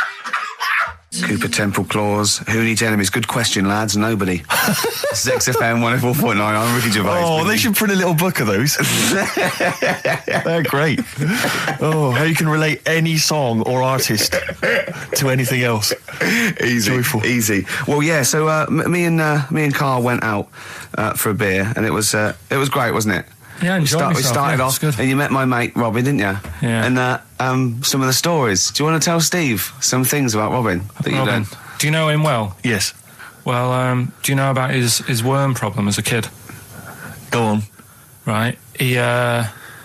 What I can remember is he had worms as a kid. Not sure how you get him. He never answered me. He was getting a bit touchy about it. Right. This is like the second time I met him. I think he was a bit annoyed that Ricky told me about his problem. What? Yes. No, straight away, you not being there, instinctively, what do you think went on with this story about worms? My suspicion is rather like when you told a group of people that Robin had once suckled milk from a cow's udder. Did he mention that as well? Yeah. My suspicion is that, like the cow story, the worm story is not true. But And why would he get so sort of uppity about it? Well, Because it's not true. Imagine if that wasn't the first time he'd done it. Imagine if he did that every single time he was with somebody for the first time and Robin was just met them. He will tell that story to anyone. But they do say there's no smoke without fire. Robin. I also told him that the way Robin cured these worms was because the doctor told his mother, right, to hold a piece of ham or cheese near Robin's anus so the worms would come out for the food, and he believed it. I'll tell you why, though. I said to Robin used to sit on spam to try and get the worms out, and he believed it. But Steve, right, do you remember that story about 3 or 4 years ago where there was some bloke in the army? He went away to somewhere, Vietnam or whatever. He was messing about in the woods. Messing about in the woods? Shouldn't he have been fighting? Whatever. Yeah. Right, and he walked through some lake, and I think he'd cut his toe or something on something, and some worm of some sort crawled in the gash. Yeah. And it was in his body, and the doctor said, we've got to get this out of your body. So what they did was, they said, right, the thinnest part or something of your body that things can crawl through is on the top of your head. So they wrapped Where the skull is. So they wrapped some bacon. No, they didn't. They did. That's right. thing. So he's gone in via the toe. So what we do is, I'll tell you what, that worm's probably heading straight for the head. We'll put a bit of bacon on it. The thinnest part of the body is the skull. Of course it's not the thinnest part of the body. It's where your brain case is, isn't it? It's the skull. There was a reason for it. And it was like they stuck some bacon on his head. And as ever, the vital piece of information, i.e. the reason, Carl seems to have forgotten. Because the worm was in his body, and they said everyone likes the smell of bacon. Including worms. Even a Vietnamese lake worm. They love bacon. Remember last week when I said about the little fella with the bone with no brain, and you were proved wrong? No. We were saying it wasn't a little fella. We were saying it was a stillborn child. It wasn't a little fella. You're changing it now. You weren't having any of it last week. Right, hang on a minute. I'm getting confused. There was a Vietnamese snake that went inside of a soldier. A little, like, maggot or some sort that you have to get out of your body because it causes problems. Yes, and so in order to get it out of the body, they strapped bacon to his head. Yeah. That is great. This doctor. And did that work? I think so. They had a picture of him smiling. Oh, God, what, the worm or the bloke? The bloke. Oh, dear. Honestly, I hope someone knows the story. Right. It was about 3 years ago, I reckon. Okay. And, it did work. G.I. Bacon. So this is why the worm burrowed out of his head to get the bacon? Get to the bacon. Right. That's great. So this is why when Robin was telling his story, I was a little bit disappointed if it wasn't true. Right. Because in a way, Robin's never been to Vietnam. No, but what do you really think that Robin? Well, as Robin said at the time, Carl, why would I sit on ham then tell Ricky Gervais? It's a very good point. Because if he was a kid, you do daft things like that as a kid. Right. He is telling Ricky Gervais though. Yeah. And then, bless him. Okay. And then anyway, Robin left, and I tried to chase him, but he got away. He knows. And then we had a few pints, and then Carl embarked on some of the greatest stories ever told. Can you tell the story about your dad? Let me run it by. I haven't spoke to him all week, so let me run it by him. Okay, play records. Because what we got? We've got one of Steve's tunes. Yeah, well, bizarrely enough, this comes from the Teachers 2 soundtrack, the soundtrack to the current TV series. There's a slight whiff of nepotism in the air. Yeah. Rick, would you like to explain why? Well, that's why you're doing it.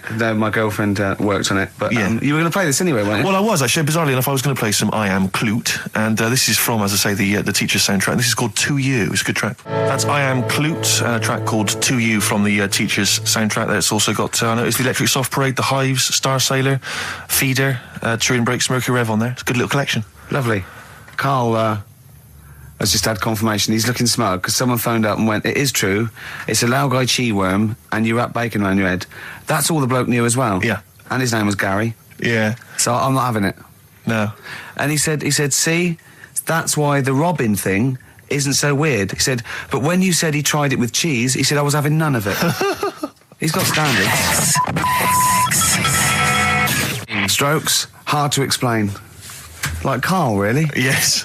Yes. So, Carl, concentrate. Yeah, go on. So, we'll leave the worm with the bacon wrapped round the head, shall we? Well, if you're ever caught in the jungle, Yeah. Always carry some... bit of Danish. Good advice. Lovely. So, would you like to start on your...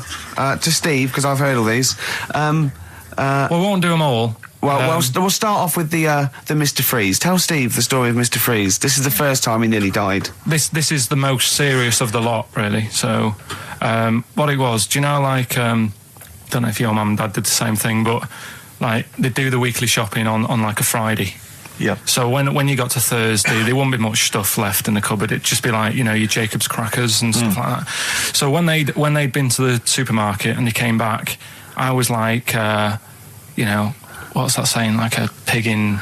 You know, I loved it. It was like loads of food coming in, loads of biscuits. What is that saying? He nearly said pig in shit. Right. Is that the saying? Yeah. Right. So yeah, all this food comes in. Thank God he didn't. Otherwise he'd have been in trouble. That's true enough. Because he's culpable for our actions because Exactly. he's the producer. So technically, that twat's in charge. Go on. Right. So anyway, so there's loads of food, and I'm like, oh yeah, look at this, and chocolate biscuits, and you know, penguins and stuff. Bacon. And bacon. Just in case, you never know. So anyway, my mum and dad's putting the food away.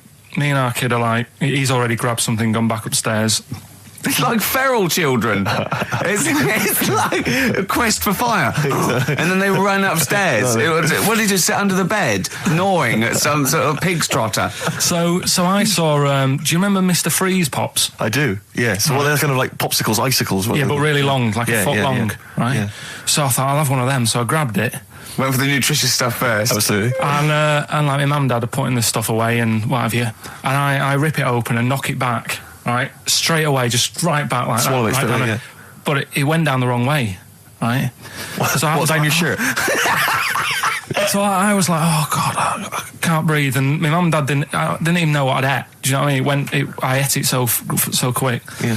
And I'm sort of tapping my mum on the back, going, and she's going, oh God, you know, he's choking again, because I was always choking. If it was one thing, I don't know if I've got like a small throat, but I mean, even Ricky knows I can't drink that much, can I? Yeah. Do you know, or eat pebbles. I'm not a quick drinker. I'd always, I think I'm scared of like swallowing stuff. Yeah. And it was like bottle tops and mint imperials and stuff. I was always choking on stuff.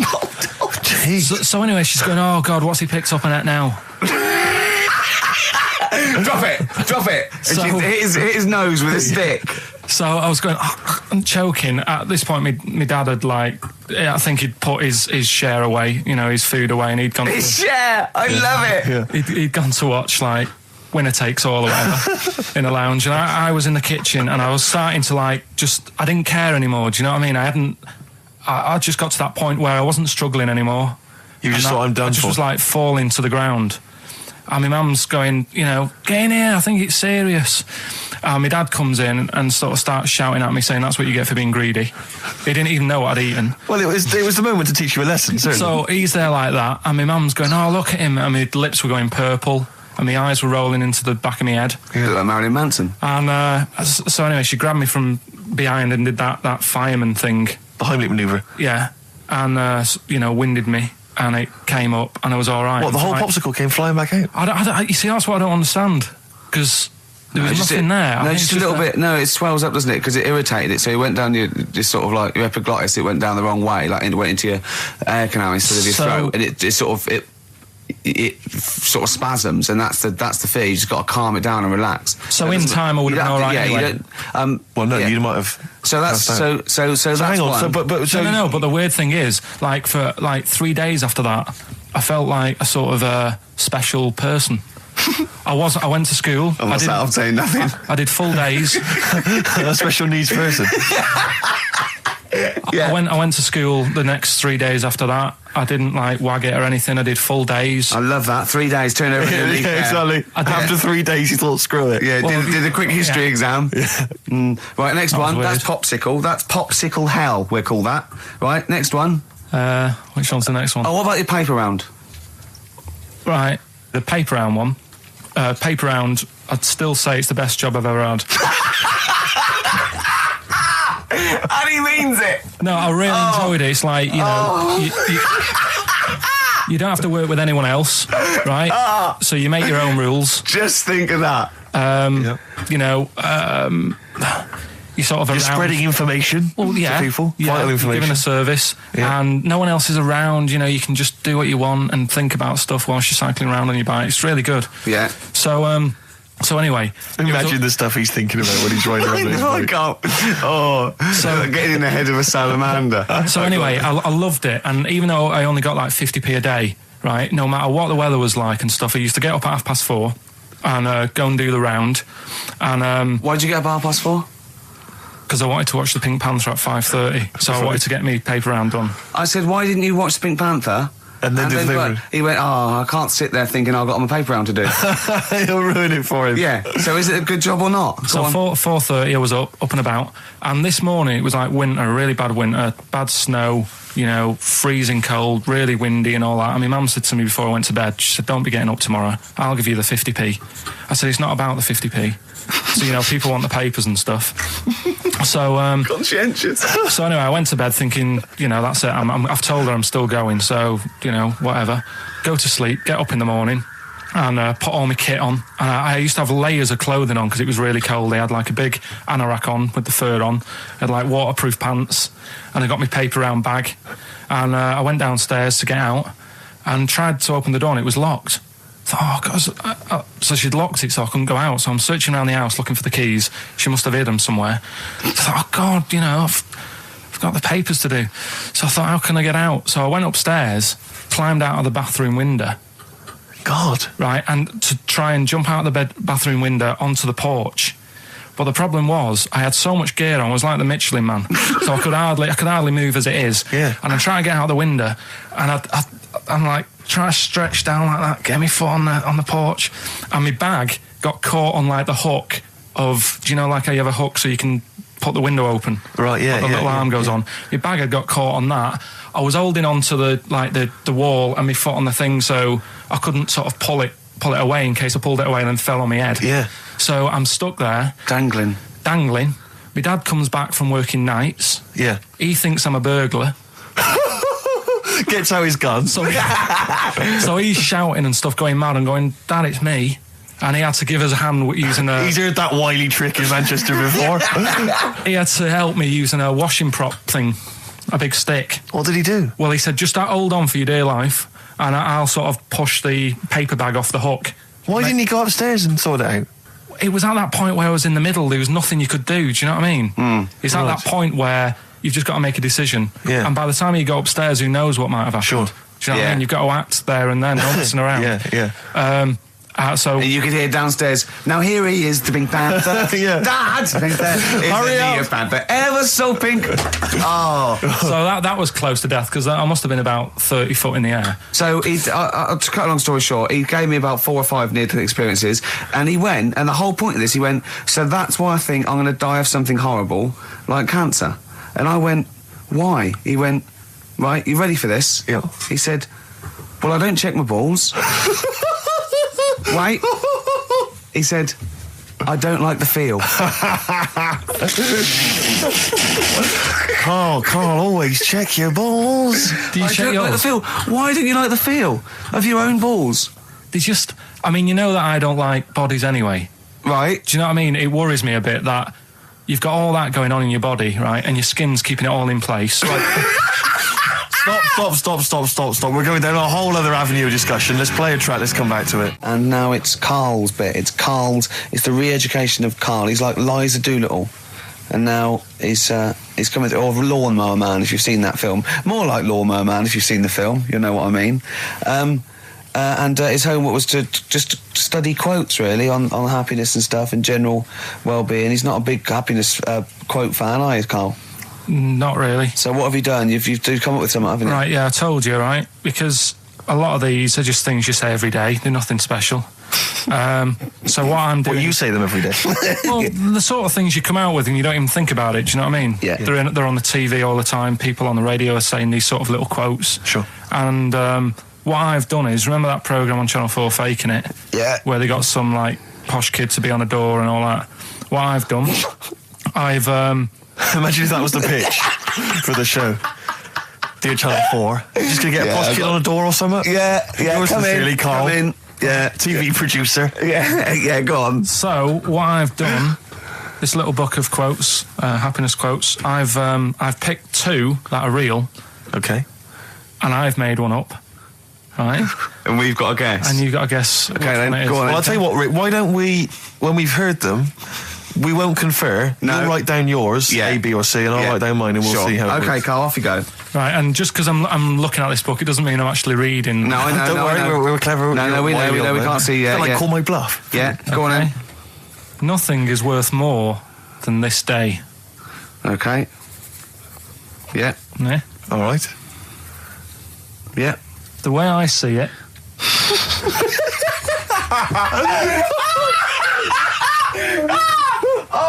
Oh God! My head's gonna burst. No, hang on. My head's gonna burst. No, Hang on. this might not be Carl's. It might not be. How do you know I haven't tweaked them a little bit? Yeah. Good Okay, point. fair Good enough. point. No, good point. The way I see it, if you want the rainbow, you got to put up with the rain. Yeah. Okay. All right? All right, yeah. Okay, hang on. It's not here. Come on. Cat food, Cat food, come on. it stinks a bit. But if you don't put up with the smell, the little kitten will die. Steve, I don't know what to say. I don't know what to say. Imagine this in faking it. Imagine their faces when he says that, and they're going, "Oh my God." Carl, play a song, mate. We'll have to confer on this one. Right, Blair. Well, that's just amazing, Carl. Just read them again. Two were real, one was fake. Go on in. Right. First one. Nothing is worth more than this day. Excellent. Next one. What does that mean? Well, cherish now, cherish your time. Okay. Because you can't get it back, and Yeah, you know that's the way I saw it. Carpe diem, whatever it is, seize the day and all that. Okay. If you want the rainbow, you've got to put up with the rain. Yeah, of course. Yeah, rough with the smooth. You know, it's not all plain sailing, but you know, rainbow's beautiful, but it comes because of the rain, which you might not like. So Yeah. make the most of everything, and yeah. Good. Cat food doesn't smell good, but if you don't put up with it, then the little kitten will die. Right, now, Carl, that is a good effort. Now, that one's yours. I mean, obviously, right? Right. Right, no, but it's a good effort, right? I mean, it slipped seamlessly into the others. Yeah. Don't think it didn't. No, but it's good. I mean, we knew it was that one. But what I will say is, it's good, but what you don't know, maybe subconsciously, is, I mean, it's very similar to the putting up with the rain and the rainbow. But that's good. Why do you think that?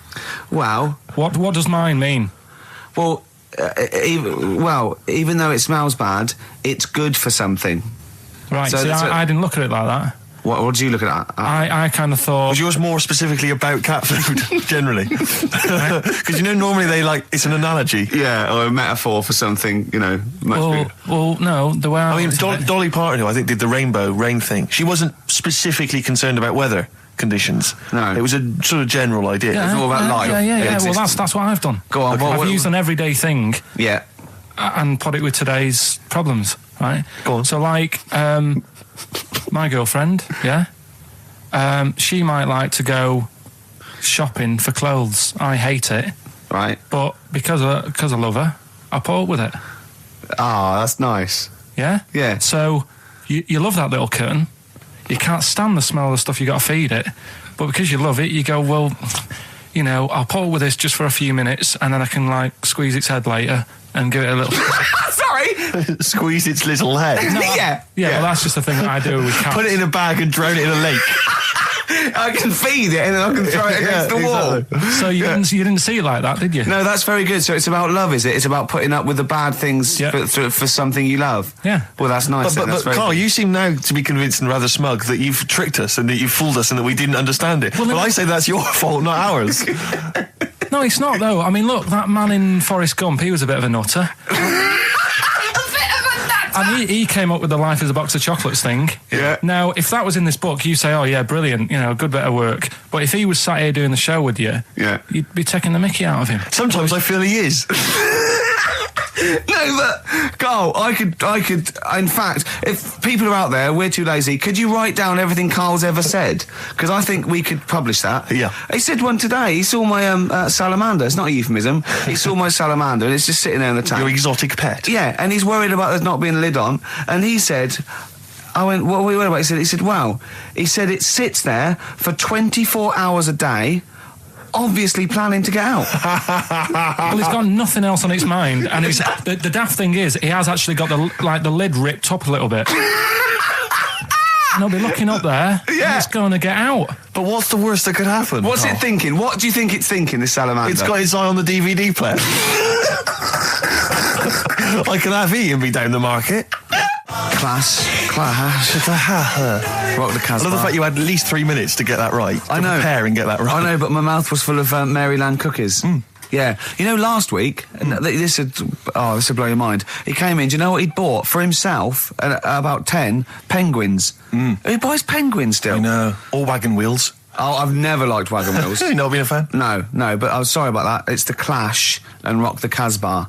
Talking about records, have I told you that time my brother-in-law, he was moving out of his place, and I think moving in with my sister, and I was about 13, and so he was about 30, and I moved in, and he brought round all his records when he was storage to leave them at our house, right? And he had all these old sort of records, 50s and 60s records, and they put them upstairs, and I was looking through them, and it's just all like Elvis stuff and Beatles stuff, and there was a mate of mine who loved Elvis, okay, and he had loads of chemicals. Yeah, he had loads of chemicals, and I was into chemistry, and he said, let's swap me some chemicals for them. So I sort of nicked about 5 Elvis singles, and I got all these chemicals, and then the guilt just hit me. I just thought, well, he's going to notice that. And one night, I just came downstairs and I confessed to my mum. And she went, all right, well, I won't tell him, but you've got to be good. And it's sort of like I was just really, really good for a year. And then I remember when I was about 18, my brother was talking about it. And he said, did you ever play those records I left for you? Brilliant. He told my mum, he said, these are for Ricky. She just didn't tell me. She was sharp, wasn't she? She used opportunism there. Oh, that's genius. And that was it. That's why I was good. But you've never stolen anything since, have you? No, I don't. Except that spate of shoplifting after that to teach your mum a lesson. yeah. Well, I went round and arson. No, I did. I just couldn't believe it. It was terrible. I remember. I think all kids go through a phase of shoplifting. Well, and when I was going through it, I used to just little things, just like magic markers and magazines, Mars bars, that sort of thing. Yeah. And one day, right, my mate Anthony, his mum called up my mum and said, I've got to meet up with you. I've got to have a word with you. And she said, what about? She said, I don't want to talk about it over the phone. So she goes, oh, right, well, yeah, come round tonight then. So anyway, my mum sees me, she don't want to be in an awkward position and, like, be a bit embarrassed and what have you. So she sees me and she goes, right, Anthony's mum's coming round. What have you been doing? Yeah. So I go, oh, God. I said, I've been nicking stuff. So she goes, like, what? So, not big stuff. I've had a few calculators and Mars bars and stuff. How many? I'll just work it out. Hold on. Works out at 7.2 per day. So, how many calculators do you need? So it was when that phase. You failed maths, didn't you? Everyone wanted a calculator. It was like a trendy thing, wasn't it? Right. Oh, yeah. In Manchester a couple of years ago, yeah. So anyway, I told her all this and I confessed to, like... Computers will make it there one day. I confessed to... There's magic in the back of battery. Go on. Confessed to nicking all this stuff. She comes round. She only wanted to borrow some money. Brilliant. She said, I don't like asking. I was a bit embarrassed to ask you over the phone, but can I borrow 20 quid? Oh, that's fantastic. And there's me. That's great. I did similar sort of thing to yours. And did you? And he went, hold on, I'm going to work out the interest on that. I banked 10%. She'll owe you £4.40. Yeah. Oh, dear. So your mum was a loan shark. yeah. And did she mention She that went, you've been nicking stuff with that other? Because what I'm saying is, presumably you got your mate in trouble. No. Right, you didn't. That's great. Anyway, should we have some more music? Because we've been waiting for hours. What are you going to play, Carl? We've got the Cooper Temple Clause. Oh, brilliant. His homework was to come up with those stupid lateral thinking problems. We maybe should give an example of the... Romeo and Juliet, right? Romeo's asleep on the bed, Juliet's on the floor, covered in water and broken glass. What happened? And you ask all these stupid questions, and it's... Romeo's a cat and Juliet's a goldfish. Again, Awful. What am I thinking? Yeah. Yeah, go on then, Carl. Right, Yeah. there's a bloke lying on the floor, right? He's cut his head, blood's coming out of his head, and all his mates come running up, and they're all stood round him. Yeah. And they don't take their hats off as a mark of respect. That is outrageous. Why didn't they take their hats off? I'm laughing, but it's probably as good as the real absolutely. ones. A bloke's fallen with his... Yeah. He's lying on the floor. Yeah. He's dead. Yeah. His mates come running up. Was it important that his head was cut? I don't know. I mean, Would it have been okay if he'd have been wearing a hat? He wouldn't have been dead if he was wearing a hat. What's your answer? No, you're meant to answer questions. You don't just go, what's your answer? You say, where's the turn? So you go, no, and I have to guess. It's obviously like sort of motorcycle stunt team or a parachute. Why didn't they take their hats off? Because they're probably still on the motorbikes or something. Or... Well, yeah, but if you mark a respect to someone, you could take your helmet off. I'm getting angry. What? They're parachutists. Why couldn't they take their helmets off? Because they're still coming down from the sky. But he's on the floor dead. Well, yeah, but they can look down and see him on the floor. Are they on the floor, Carl? They're on the floor as well. They're walking, are they? Yeah, well, they sort of stood there looking at him. They're stood there. Yeah. They're stood on the floor looking at him. They're soldiers. Why? But why? Because it might be in a battle zone. They might have their helmets on, and he's been shot in the head. No. Well, that does work. You see, this is my point. That one works. That one works. Unless you give us a piece of information where that doesn't work. What's the difference? Why is yours different to he's been shot in the head in the trenches, and they're looking at him and they keep their helmets on? I just don't think it matters as much. If they're in the trench, they're already guarded a little bit, so they could take their hats off. It's the best mate, for God's sake. Okay, he's dwelling on this. Are they normal hats? What kind of hats are Give you they? the answer. No, don't get ratty. What kind of hats are they? Baseball hats? If I told you what sort of hats they are, you'd have the answer. Wow. Okay, I've got to guess what sort of a hat it is then, have I? Right. Is it a trilby? No. Is it a bowler? I know what it is. What? They're spacemen. No. Oh, that's a good That one. one works as well. This is my point. I like that one a lot. It works. He's fallen on the moon, and not that the moon happened. It was set up, wasn't it, in the studio? We know that. Yeah. Okay, Carl. What's your answer? Builders on a building site. Why is that different to soldiers? Because bricks don't fall in wars. But bullets fly.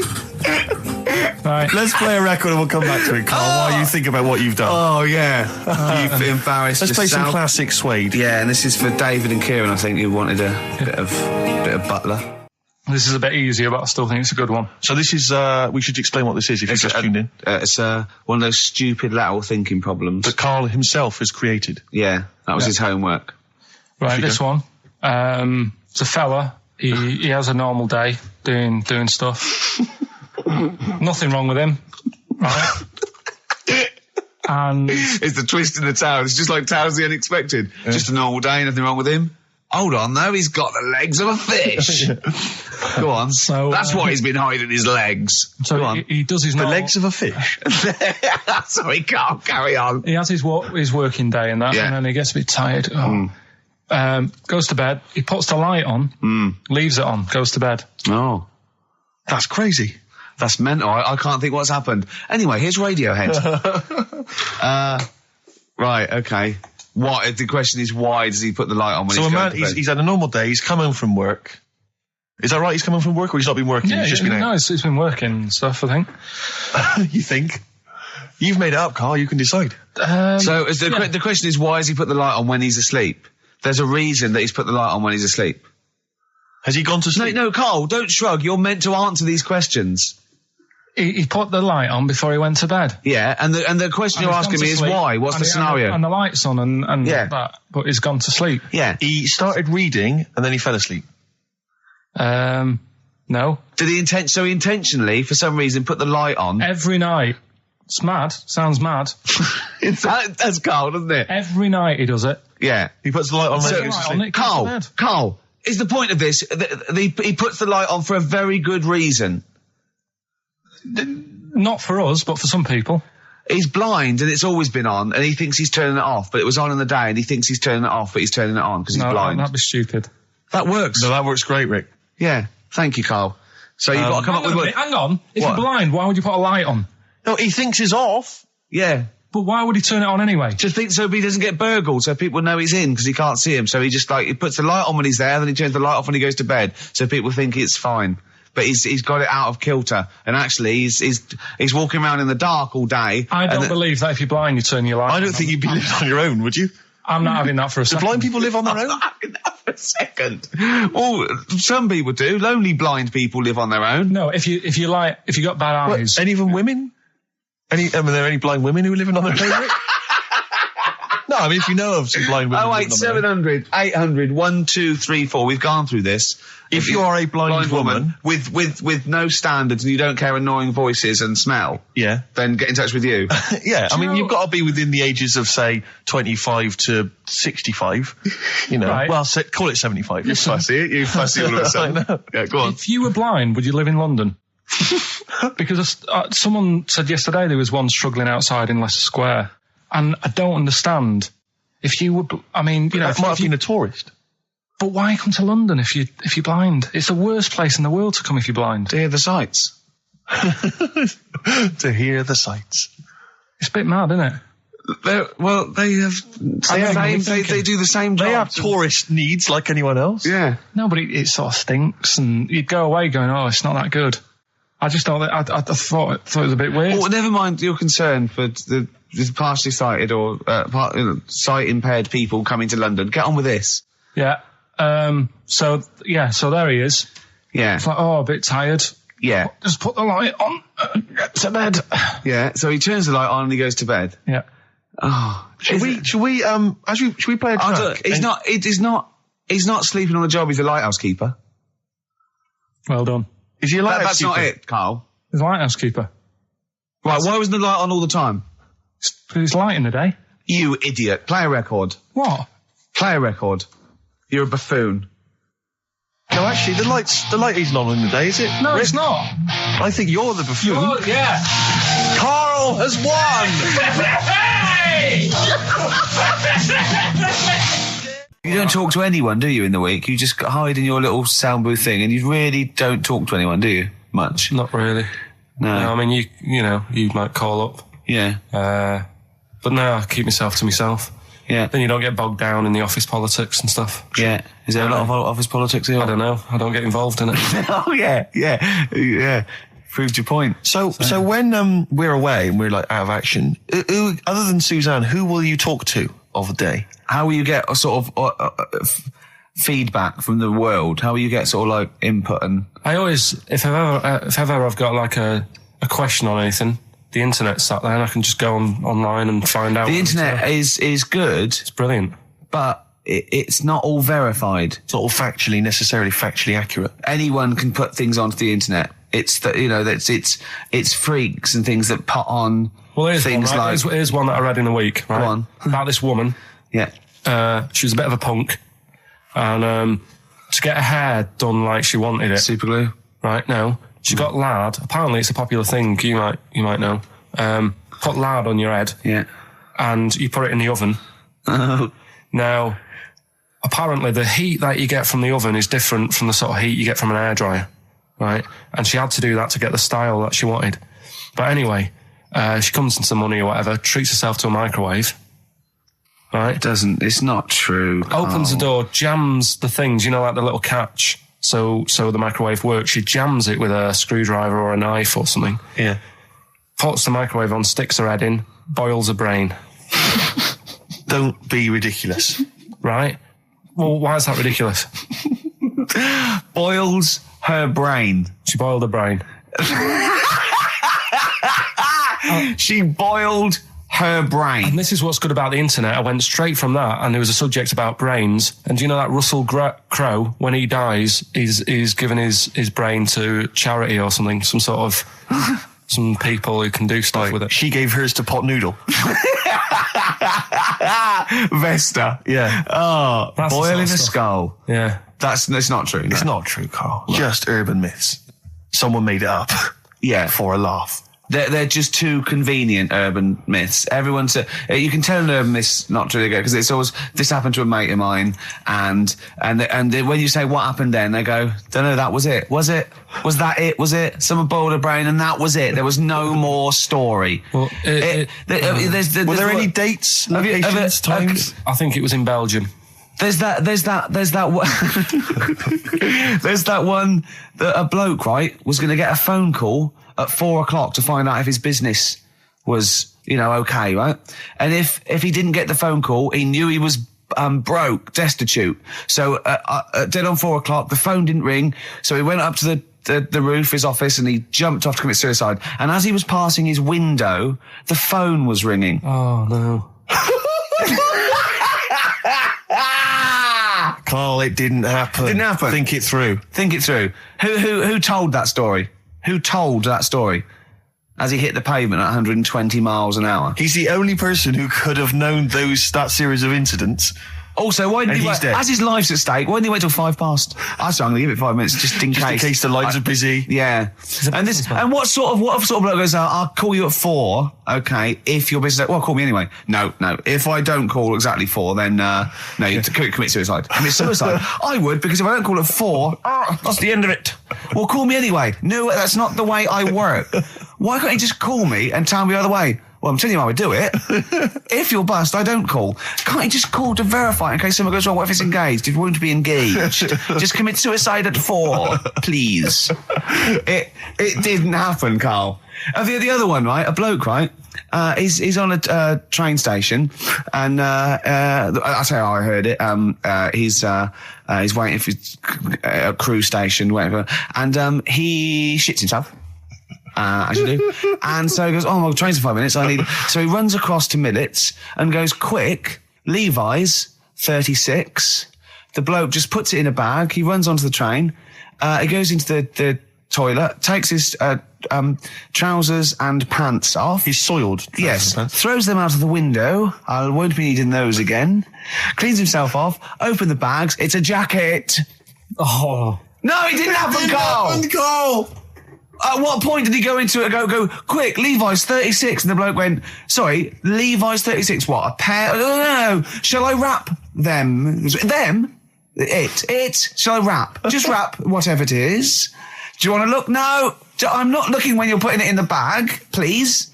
Right? 36 waist stories. Don't say anything. I've told you 36 Levi's. I put it in a bag and charged me for it. Yeah. I don't want to discuss it further. Yeah. There was one. There we go.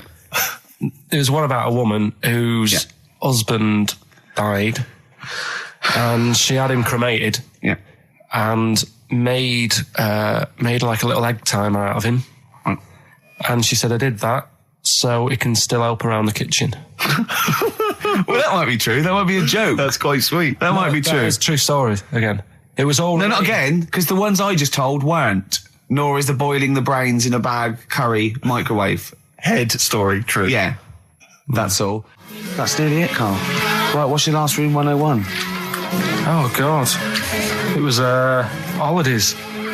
Holidays. You want to put holidays in room 101? People who are sort of annoying on holiday. Oh, yeah. Do you know when you go away? Oh, yeah. It's sort of touched on this before. Is this going to be the Scouse guy? Yeah. Go on. Oh, it's so long though. I mean, it was holiday when we went to Tunisia. And the Scouser pissed you off. Surprise, surprise.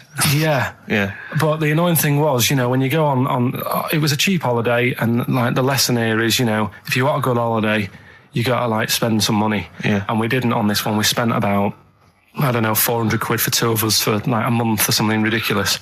And we got there and, you get to the hotel and you go, we have made a mistake. It's a ropey hotel.